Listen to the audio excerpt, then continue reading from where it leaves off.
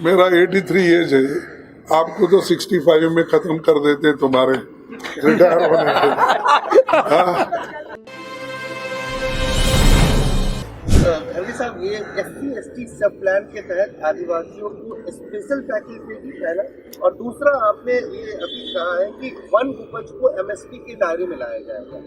ये दोनों चीजें क्लैरिफाई करते हैं कि क्या ये देखो, एक्ट में ये प्रोविजन है, जिस जगह MSP में ये सब प्लान मीन्स बजट जो होता है उसमें एक सब प्लान होता है।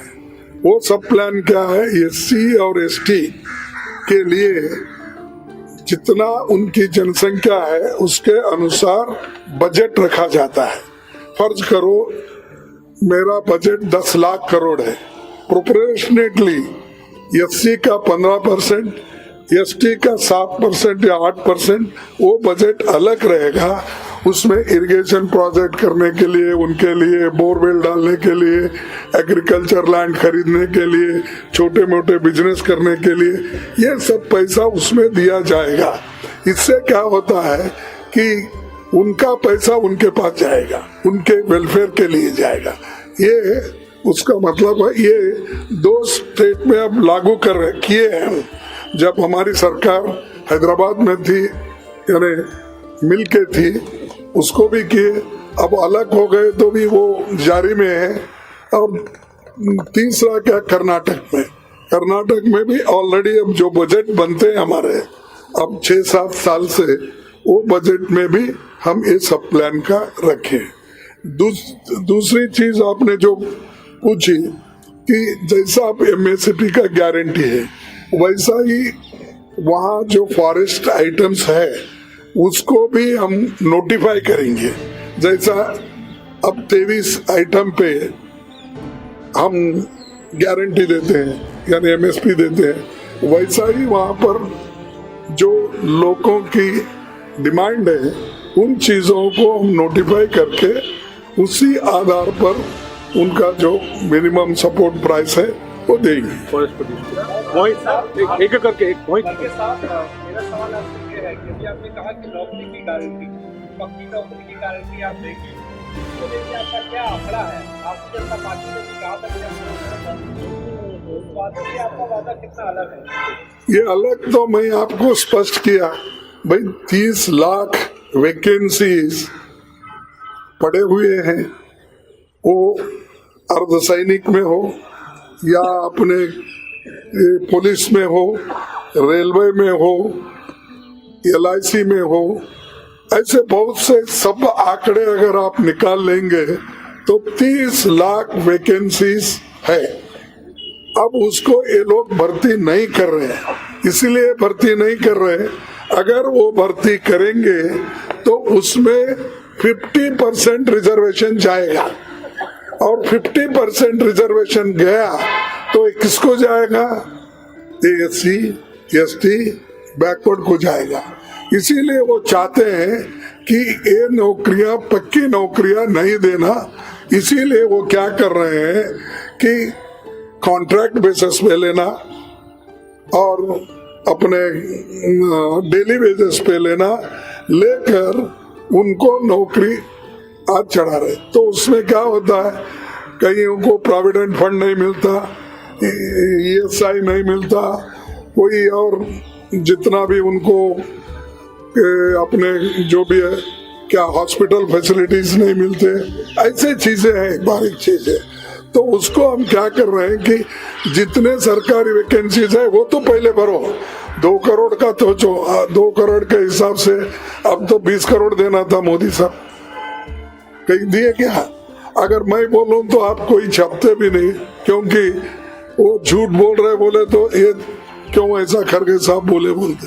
अरे उन्होंने खुद ही बोले सो है 2-2 करोड़ नौकरियां दूंगा 10 साल में, तो 20 करोड़ नौकरियां होना था, ये नहीं दिए। अगर मैं जनता से पूछता हूं तो मेरे को रेस्पॉन्स आता है क्या बोल के, नहीं बोलते। तब मैं पूछता हूं क्या मोदी साहब झूठे हैं, क्या आप नौकरियां लेके आप झूठ बोल रहे हैं? तो ये है। तो और उसके बाद 15 लाख का भी वैसा ही बोले उन्होंने। ये सब जुमले हैं बोल के खुद ही एडमिट करते हैं। लेकिन फिर भी भारी मात्रा में भारी इसमें प्रचार उनका होता है, बहुत कुछ किए बोल के, इसलिए मैं उसमें नहीं जाना चाहता हूँ। आज का जो विषय है उस पर सीमित रहूंगा, उतना ही बोल के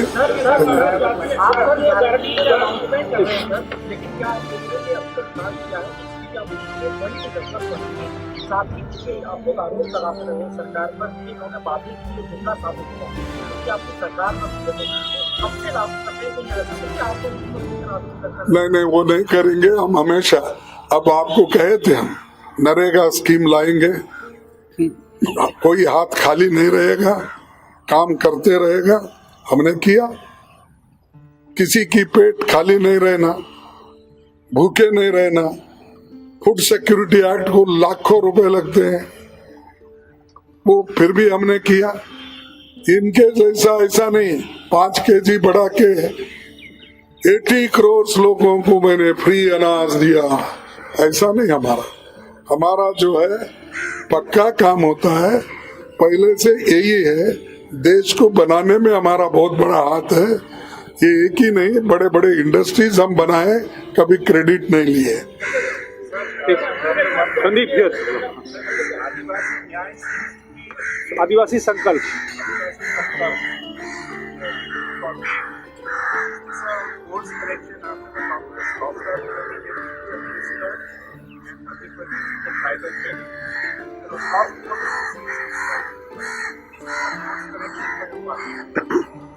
मैं समझा रहा और एक बार या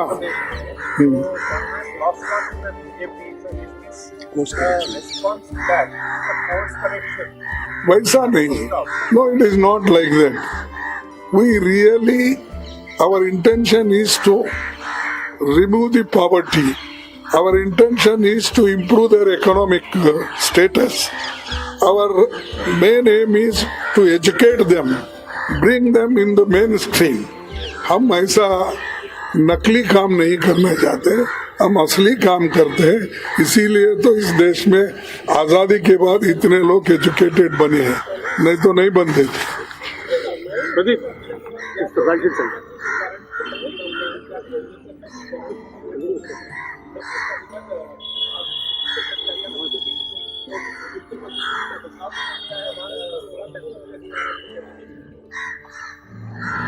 देखो भाई, उन्होंने क्या किए इसमें हम जाना नहीं चाहते, वो उनको अधिकार है, वो कर लेते हैं। हम क्या करना चाहते हैं हम आपके सामने रखें।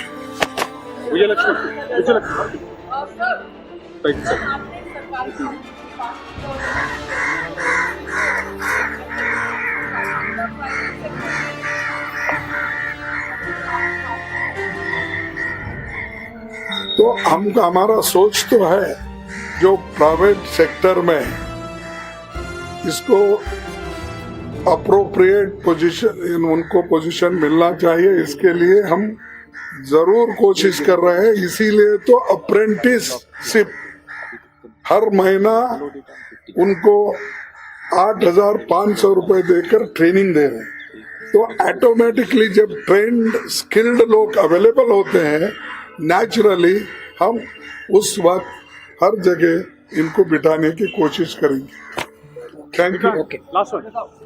हाँ बोलिए।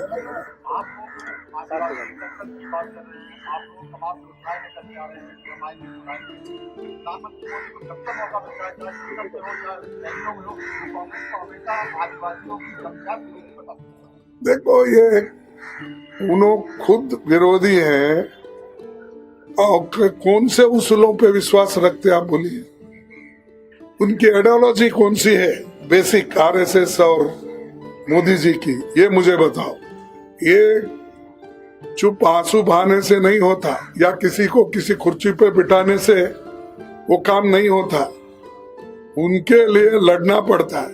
लड़े सो वाले हमारे लोग हैं, और देश को संविधान बनाने वाले इसकी सभी इन सब बातों को लेके ही अब आगे बढ़ रहे हैं।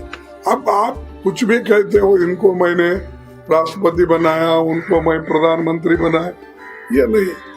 उनके लिए तुम क्या योजना है अब तक तुम लोग बनाए, ये इम्पोर्टेंट है, उससे कितना फायदा हुआ। चुप, लिप सिंपैथी, ये इससे कोई फायदा नहीं होता। सर मेरा सवाल है, हाँ बोले बोले। हाँ सर मेरा संकट की घड़ी में हाँ कांग्रेस एक क्रॉस रोड पे खड़ी है, बहुत सारे सीनियर लीडर्स आपकी पार्टी के चुनाव लड़ने से इनकार कर रहे हैं और आप और सोनिया गांधी विधानसभा में कह रही है, इससे क्या माहौल आपके पार्टी नहीं, ये गलत है, हम पीछे हट रहे हैं।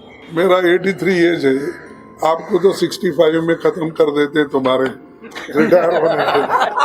हाँ नहीं, सुनिए, तो मैं 83 हूँ, नेचुरली हटता हूँ। अगर आप चांस दे सब जाके बोले हमारे पार्टी के कार्यकर्ताओं को लड़ने दो, उनको बोले तो जरूर मैं लड़ूंगा।